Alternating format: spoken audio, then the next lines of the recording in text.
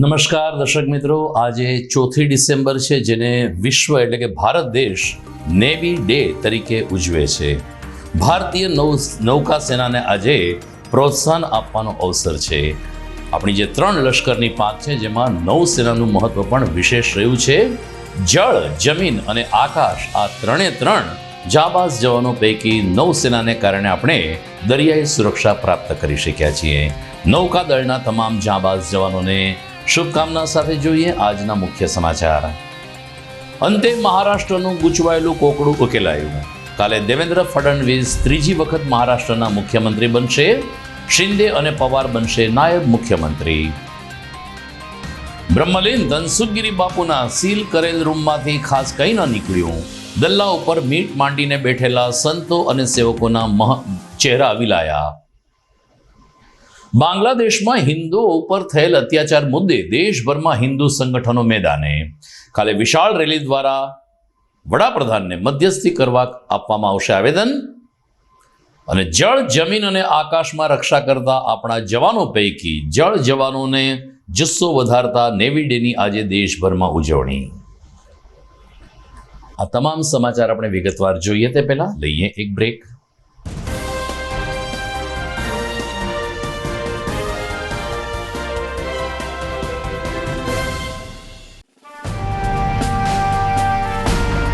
છેલ્લા એક દાયકામાં માત્ર જૂનાગઢ જ નહીં, પરંતુ સૌરાષ્ટ્રના અનેક દર્દીઓને જીવતદાન આપી આશીર્વાદરૂપ બની ચૂકેલ કેજે મલ્ટી સ્પેશિયાલિસ્ટ હોસ્પિટલ હવે કેન્સર જેવા ગંભીર રોગની સારવાર માટે પણ શરૂ કરે છે કેજે hospital cancer and super speciality, જ્યાં ઉપલબ્ધ રહેશે અમદાવાદના નામાંકિત કેન્સર રોગના નિષ્ણાત તબીબો.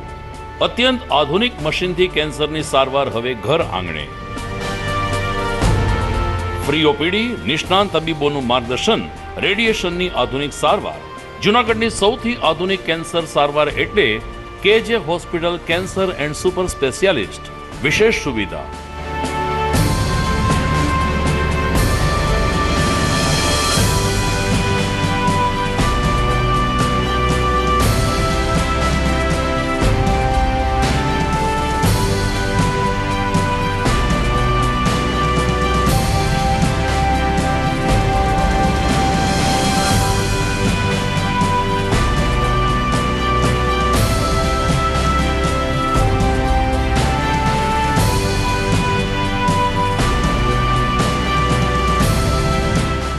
કેજે hospital cancer and super speciality, Ganga પાર, કેજે હોસ્પિટલની સામે, ઝાંઝરડા ચોકડી, જુનાગઢ.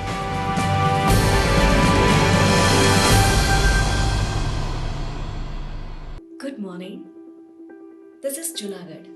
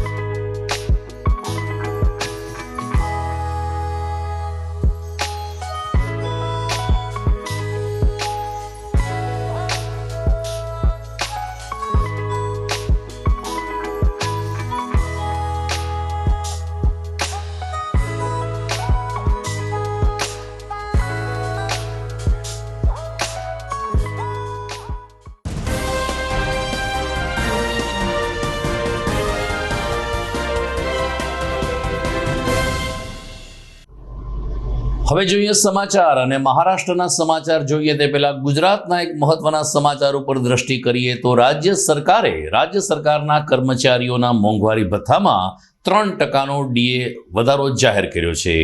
મોંઘવારી ભથ્થું 3% વધારી દેતા હવેથી રાજ્ય સરકારના કર્મચારીઓને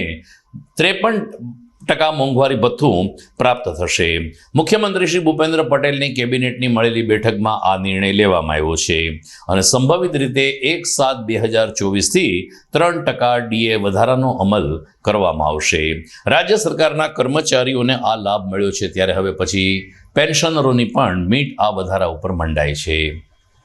વાત કરીએ મહારાષ્ટ્રના મુખ્ય સમાચારની તો છેલ્લા 10 દિવસથી મહારાષ્ટ્રમાં તાજકોના શિરે આ યક્ષ પ્રશ્ન લટકતો હતો.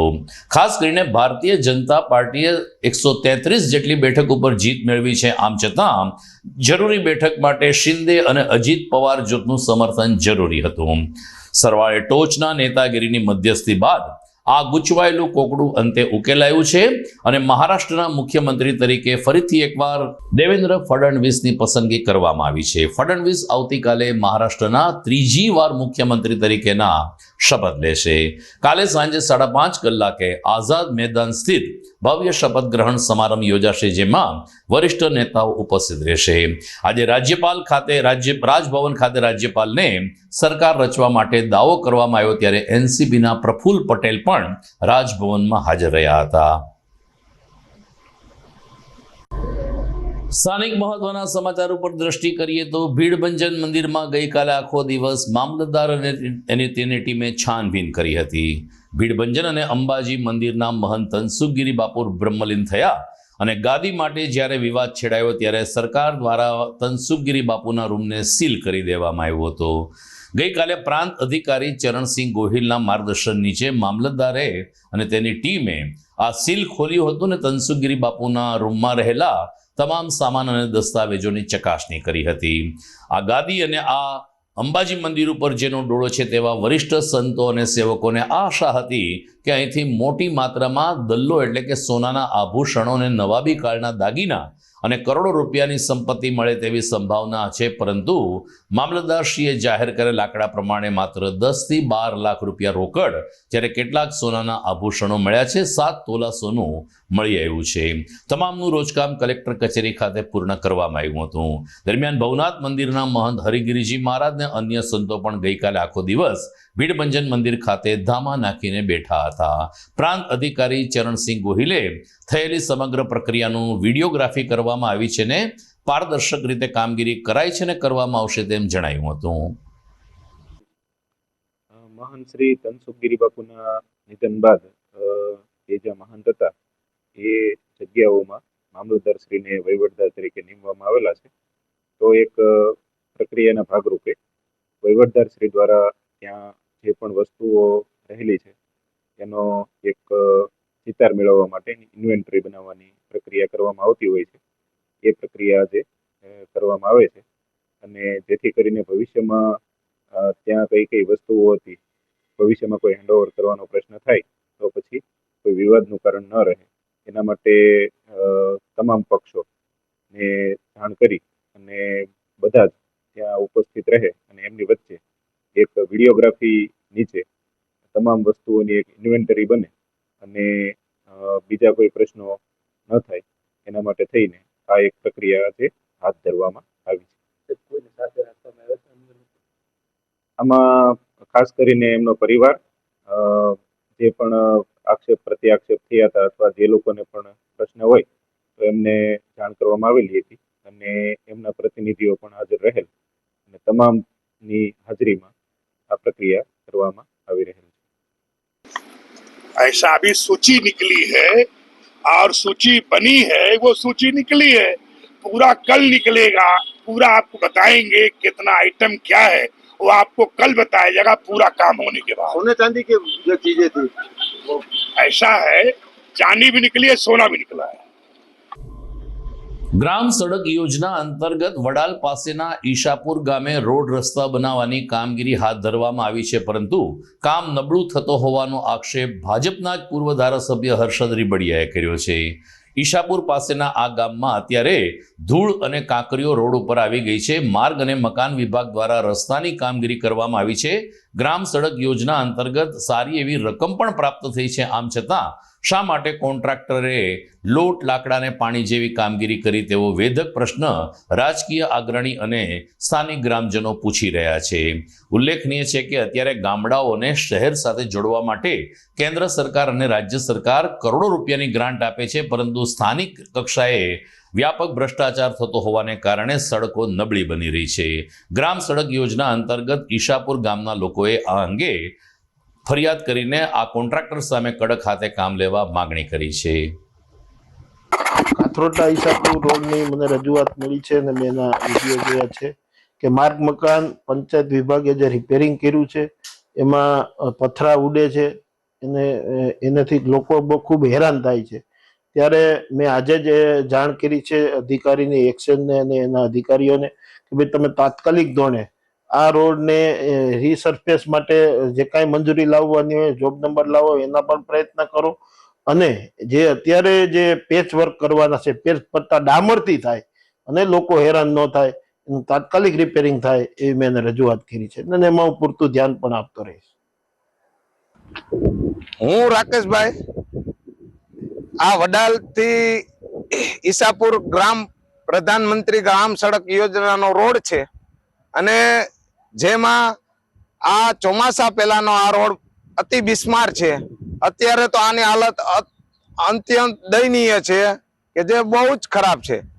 અહીંથી 4 ગામની અવર જવર છે, કાથરોટા, ઈશાપુર, વડાલ, બલિયાવળ, હળમતિયા. આ 4 ગામની રોજ અમારે વડાલથી ઈશાપુર સુધીની અવર જવર છે અને આ રોડ દિવાળી તો ઠીક, આ દેવ દિવાળી વહી ગયા પછી પણ તંત્ર કાંઈ ધ્યાનમાં લેતું નથી.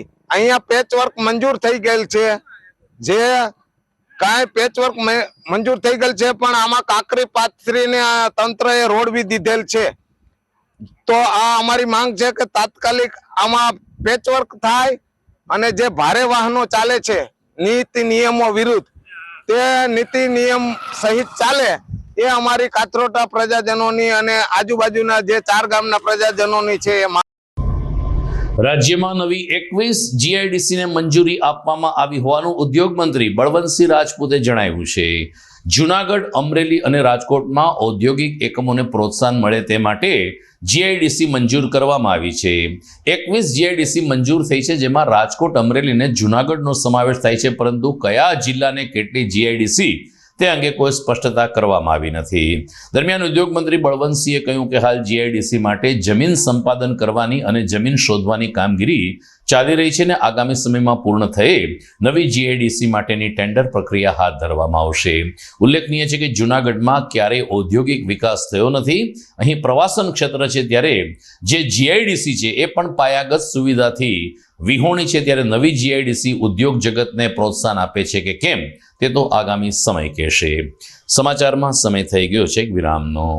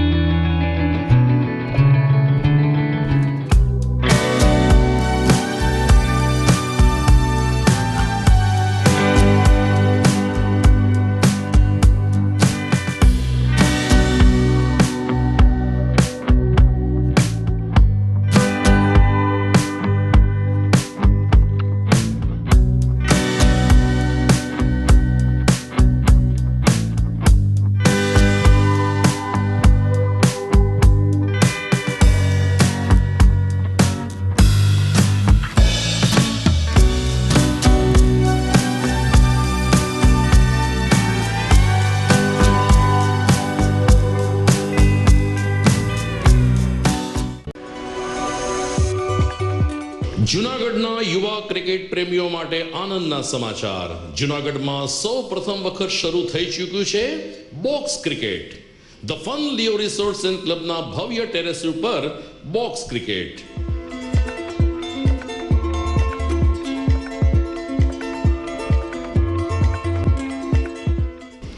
બોક્સ ક્રિકેટ નોંધી લેશો સમય સવારે 6 થી બપોરે 12 અને સાંજે 6 થી રાત્રિના 12. વ્યવસાયકારો, નોકરિયાત વર્ગ માટે ખાસ રાત્રિનો સમય પણ શરૂ કરવામાં આવ્યો છે.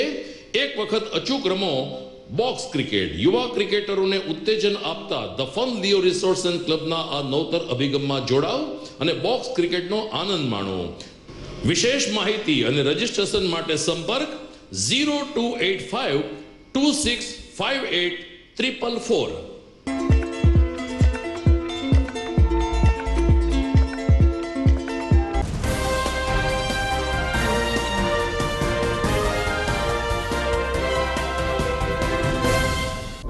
વિરામ બાદ આપનું સ્વાગત છે.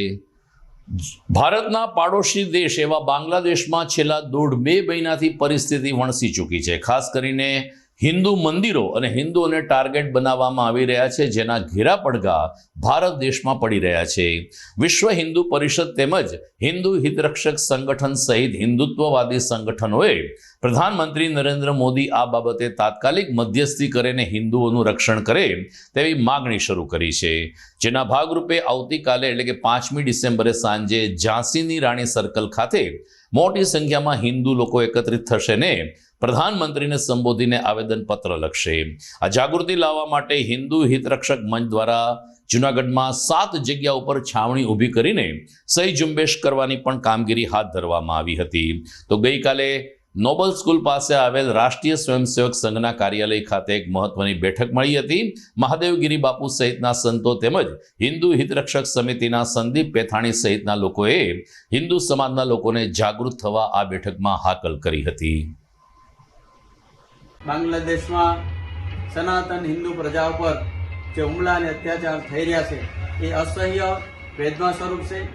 સારો ભારત વર્ષનો હિન્દુ સમાજ આજે ઉકલી ઉઠ્યો છે અને આપણે ઘણા સમયથી આ જોઈ રહ્યા છો કે બાંગ્લાદેશની અંદર જે કીર્તનના રચયિતા અને કીર્તનના માધ્યમથી સારા વિશ્વમાં સનાતન ધર્મનો જેને પ્રચાર કર્યો છે એવા પૂજ્યપાદ સ્વામીશ્રી દ્વારા ઇસ્કોન મંદિરના જે સ્થાપક છે અને ઇસ્કોન મંદિરના સાધુ પર જે અત્યાચાર થયો, બાંગ્લાદેશની હિન્દુ પ્રજાઓ પર જે અત્યાચાર થયો છે અને થઈ રહ્યો છે એના સંદર્ભમાં તારીખ 5/12/2024 ગુરુવારના રોજ જુનાગઢ મુકામેથી ઝાંસી રાણીના પુતળાથી લઈ અને કલેક્ટર કચેરી સુધી એક મૌન રેલીનું આયોજન થયું છે. અને આ મૌન રેલીમાં જુનાગઢનો સારો સાધુ સમાજ અને જુનાગઢની ધર્મપ્રેમી જનતા, રાષ્ટ્રપ્રેમી જનતા આ બધાએ સાથે મળી અને આ પડકારને આગળ ફેંકવાનો છે કે જે દેશોમાં હિન્દુ પ્રજાઓ પર જે અત્યાચારો થઈ રહ્યા છે એ અત્યાચારો બંધ થાય અને સુખ અને શાંતિથી સ્વૈચ્છિક રીતે પોતાના ધર્મને સાથે રાખી અને પોતાનું જીવન જીવે.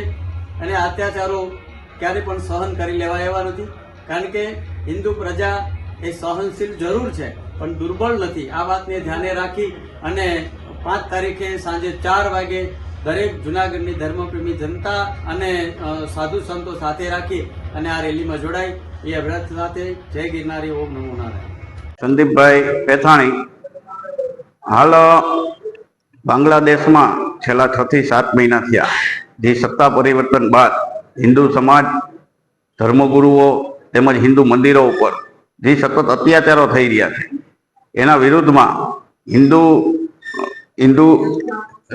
હિત રક્ષક મંચ જુનાગઢ દ્વારા એક કાર્યક્રમ રાખેલ છે.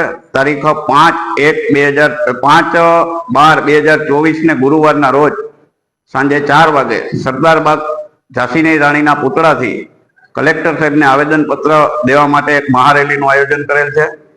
એ ઉપરાંત 3 તારીખ અને 4 તારીખ અને 5 તારીખ 3 દિવસ સુધી ગામમાં જુદા જુદા સ્થળ માટે 7 જગ્યા ઉપર ઝાંઝેડા રોડ, જોશીપરા, ટીંબાવાડી, મધુરમ અને દોલતપરા અને આઝાદ ચોકમાં હિન્દુ સમાજના લોકોની આ જે અત્યાચારોની વિરુદ્ધમાં એક આ મંચ દ્વારા એક સાઇનની ઝુંબેશ ચલાવવામાં આવશે.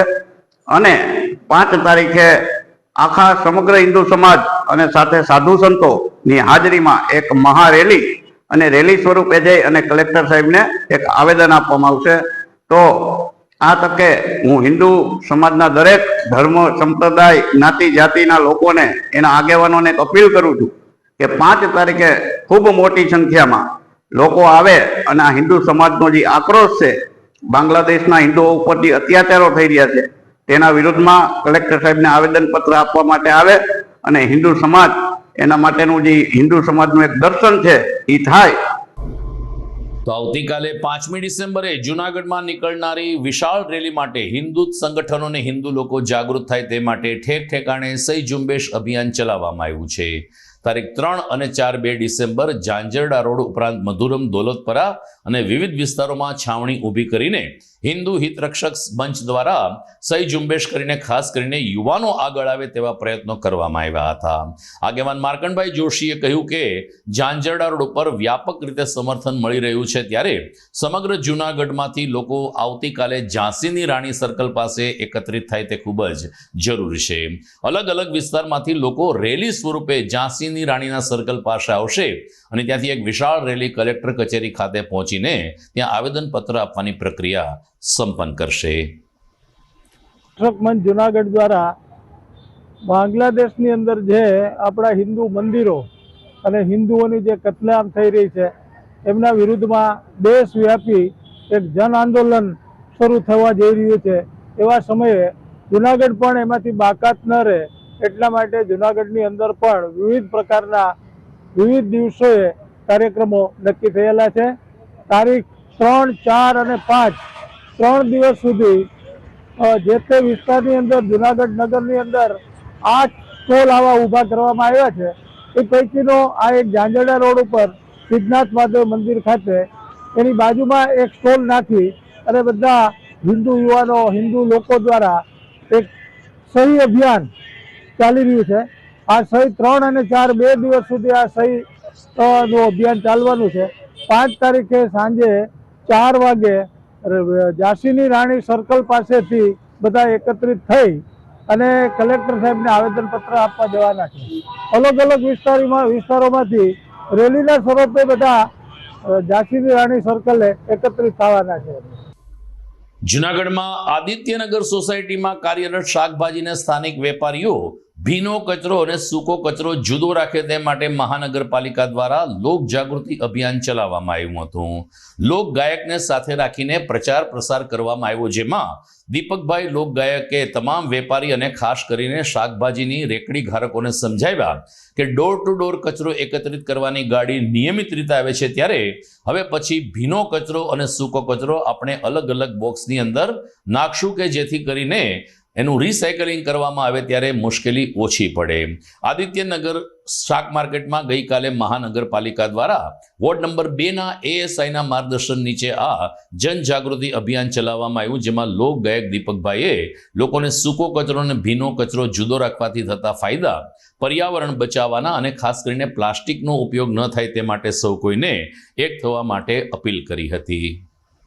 લોકગાયક દીપક વાઢેર અને જુનાગઢ મ્યુનિસિપલ કોર્પોરેશન તરફથી મને અમારા બસીરભાઈએ એવું એક મુસ્તફાભાઈ વોર્ડ એસઆઈ છે વોર્ડ નંબર 2ના, એમણે મને કીધું કે દીપકભાઈ તમે થોડુંક એક અમને સહકાર આપો, એટલે એક સ્વચ્છતા અભિયાન માટે થઈ અને એક મારે એને સપોર્ટ કરવો અને એ મારી ફરજ છે એટલા માટે થઈ અને જુનાગઢ મહાનગરપાલિકા દ્વારા એક એવું અભિયાન ચાલુ કરવામાં આવેલ છે કે 1/1/2025થી દરેક વોર્ડની અંદર પછી માર્કેટ હોય કે દુકાન હોય કે રેસિડેન્શિયલ સોસાયટી હોય, ઘેરે ઘેરે એક બે કચરાના વાસણ આપણે આપીએ છીએ.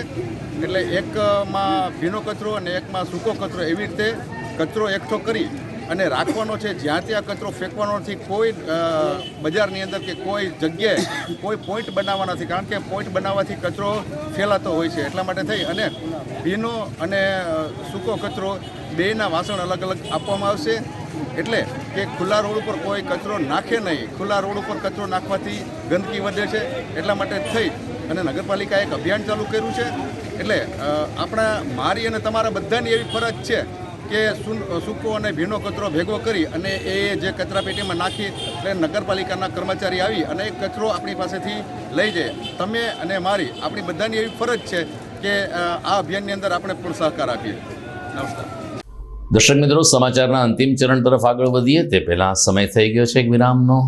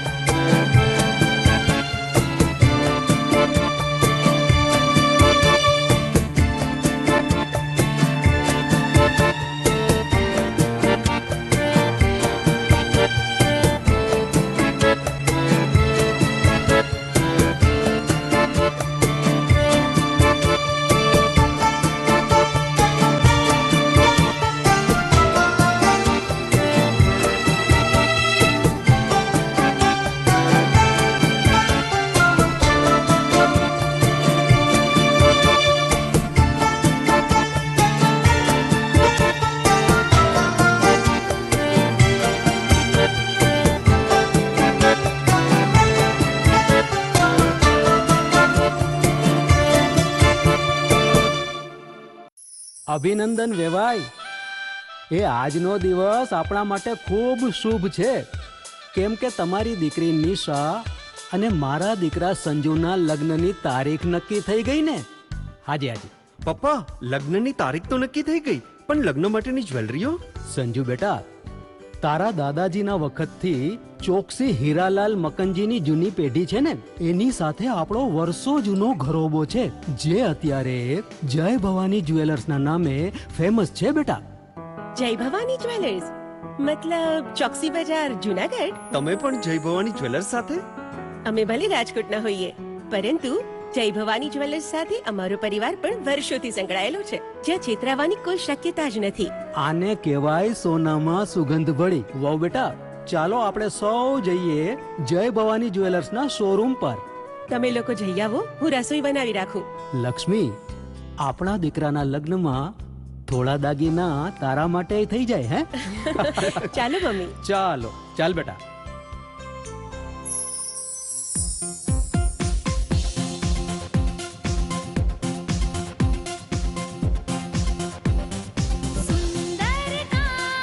વ્યાજબી દામ, એક જ નામ, જય ભવાની જ્વેલર્સ. તહેવાર વ્યવહાર, બંગડી વીટી હાર, ડિઝાઇન અપાર, જય ભવાની જ્વેલર્સ, જય ભવાની જ્વેલર્સ. એક્સક્લુઝિવ દાગીના ખરીદવા માટે વિશ્વાસપાત્ર એક જ નામ, જય ભવાની જ્વેલર્સ, ચોકસી બજાર, જુનાગઢ.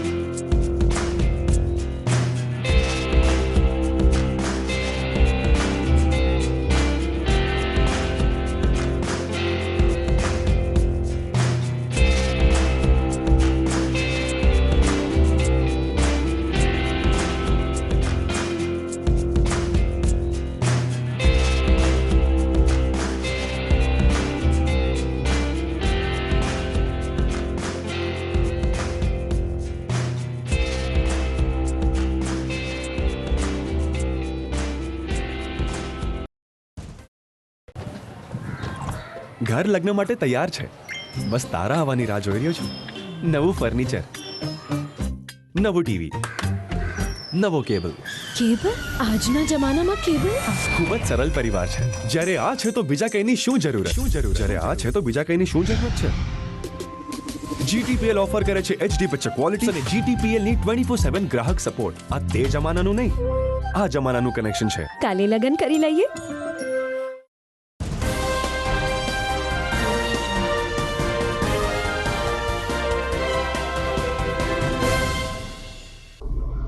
વિરામ બાદ આપનું સ્વાગત છે.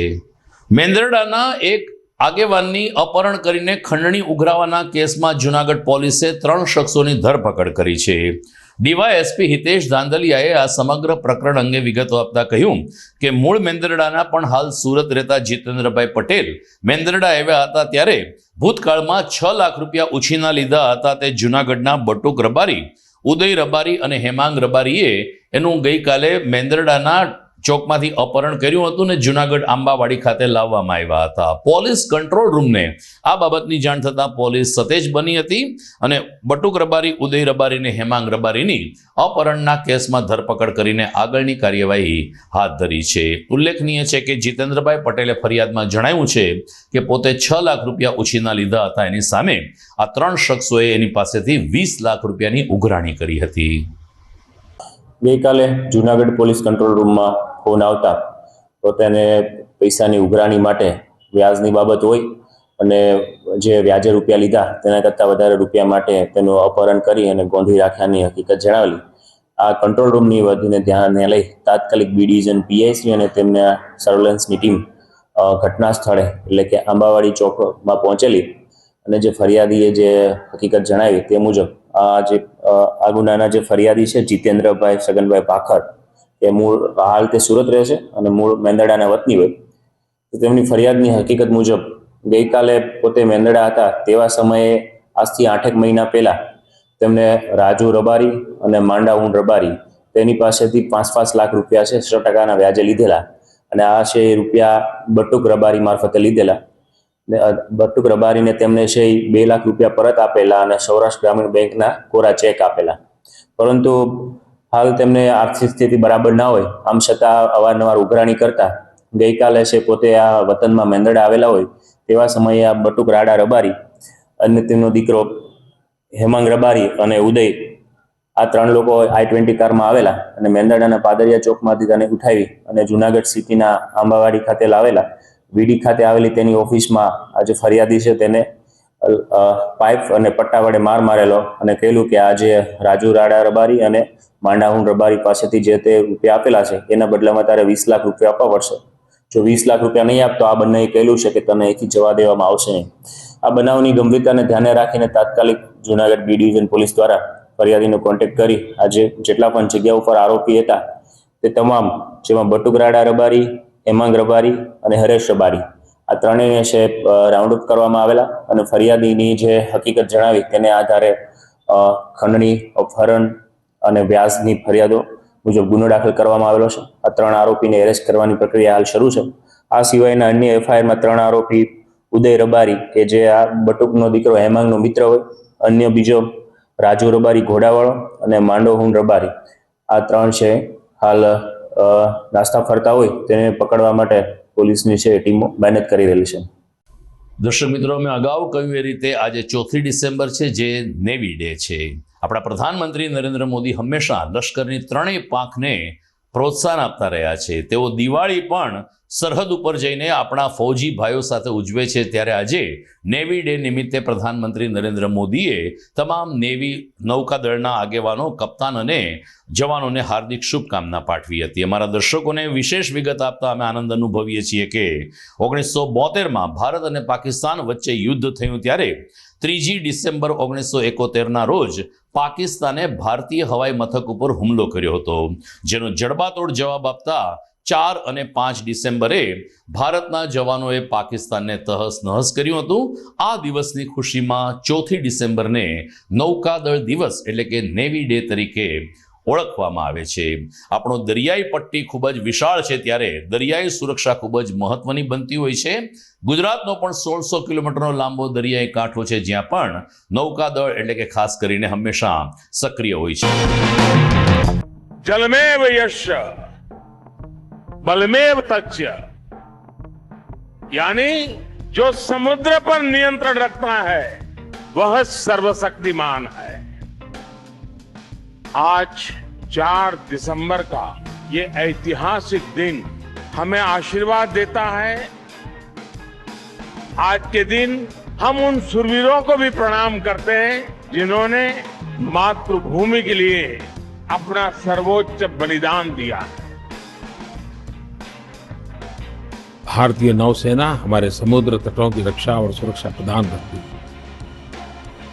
हमारी भारतीय नौसेना ने विभिन्न अवसरों पर अपना पराक्रम दिखाया, चाहे वो गोवा के मुक्ति संग्राम हो या 1971 का भारत पाक युद्ध हो.